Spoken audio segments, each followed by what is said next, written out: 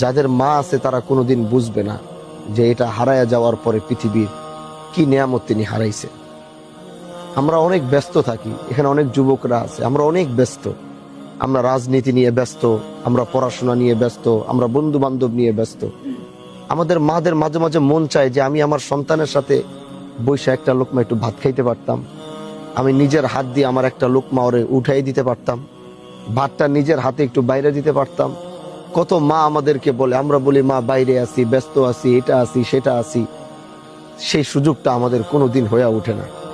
কিন্তু আজকে শাহাদাতের মা তো বিদায় নিছে, আর কোনোদিন ওরা জিজ্ঞাসা করবে না বাবা তুমি ঠিক মতো খাইছো কিনা। আমি যখন রাতের বেলা সফর করে ফিরি, আমার ফিরতে ফিরতে মাঝে মাঝে 2টা, 2:30, 3টা বাজে। আমি কখনো আমার মাকে বলি না যে আমি রাত্রে রওনা দিছি, সে জানেই না আমি কখন আসতেছি। কারণ আমি দেখছি যেদিন আমি তারে জানাইছি সেদিন যে জানতে পারে যে আমি বাড়িতে ফিরবো, দরজাটা ধাক্কা দেওয়ার সাথে সাথে দেখি সেই রাত্রে 3:30 বাজে উনি দরজাটা খুলে দাঁড়ায় রইস। ঘরের ভিতরে ঢুকে দেখি জায়নামাজ বিছানো।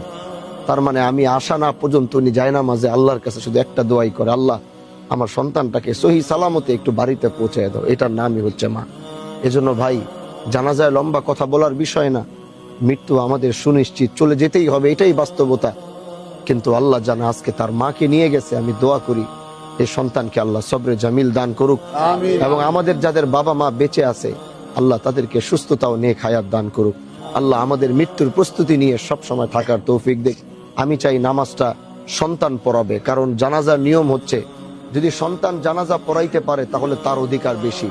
কারণ ও যখন মায়ের জানাজায় দাঁড়ায়া প্রথমে আল্লাহু আকবার বলবে, আল্লাহর আরশটা কাইপা যাবে। কারণ ওর বুকের ভিতরে যে ব্যথাটা নিয়ে ও মারে বিদায় দিবে, এটা আমি জানাজা পড়ালে এটা আমার হবে না। এজন্য ও যখন আল্লাহু আকবারের 4টা তাকবীর দিবে, 4 তাকবীরে আসমান হিলা যাবে, ওর ভিতরের কষ্ট, ওর ভিতরের দুঃখ। এজন্য ওই জানাজাটা পড়াও। আমি উপস্থিত হইতে পারছি, জানাজায় উপস্থিত, এটাই আলহামদুলিল্লাহ। আল্লাহ আমাদের সবাইকে মৃত্যুর প্রস্তুতি নিয়ে যাওয়ার তৌফিক দান করুন।